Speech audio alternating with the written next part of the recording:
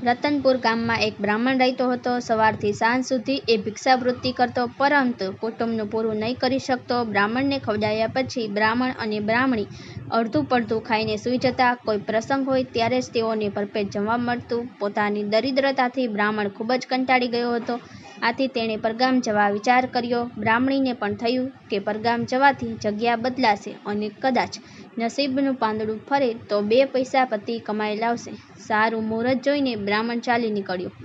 ચાલતા ચાલતા એ એક જંગલમાં આવ્યો. ત્યાં એક મોટું પિંજરું પડેલ હતું અને અંદર એક વાઘ આંટા મારી રહ્યો હતો.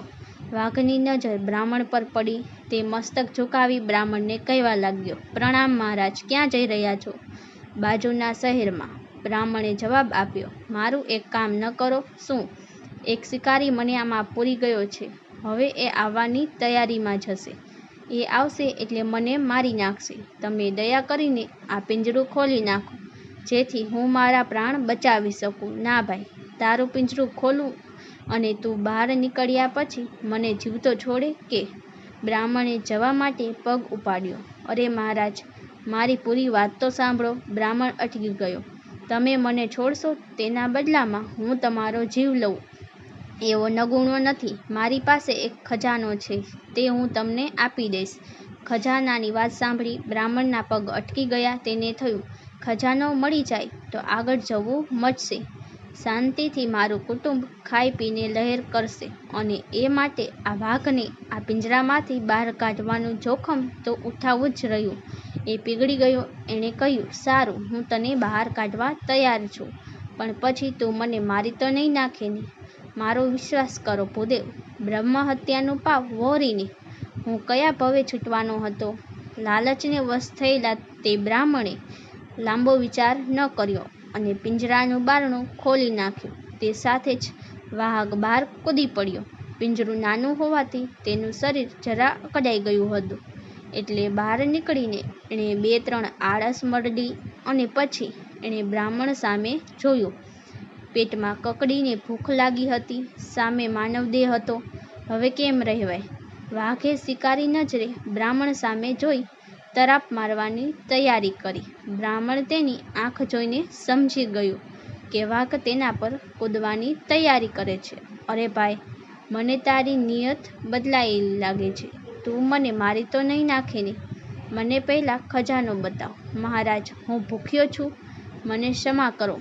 તમે સામે છો એટલે હવે મને કંઈ યાદ આવતું નથી, બસ ભૂખ યાદ આવે છે. બ્રાહ્મણે વિચાર્યું, આ વાઘ પર વિશ્વાસ કરીને મેં ઘણી ભૂલ કરી, પણ હવે શું થાય? નિર્જન જંગલમાં કોઈ છે નહીં જે મારી મદદ કરે. ત્યાં એની નજર એકાએક શિયાળ પર પડી. તે એ બંનેને આશ્ચર્યથી જોઈ રહ્યું હતું.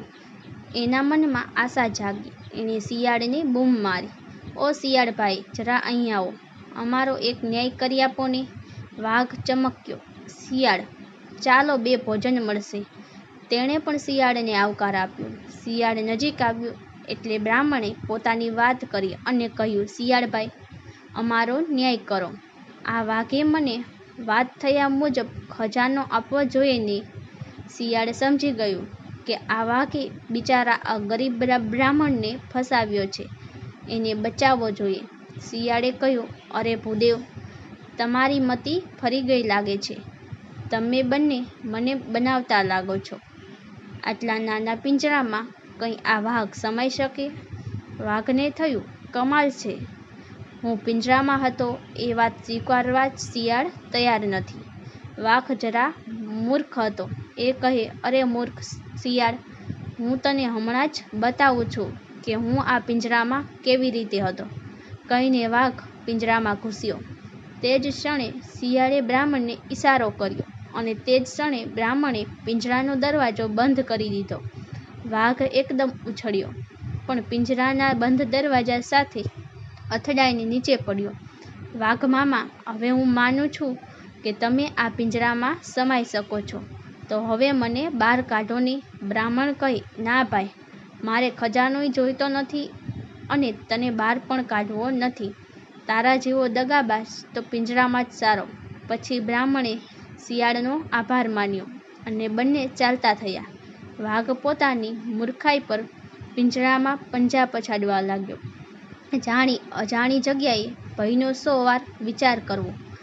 એવું અવળું સાહસ ન કરવું જે આપણા માટે ઘાતક બની જાય.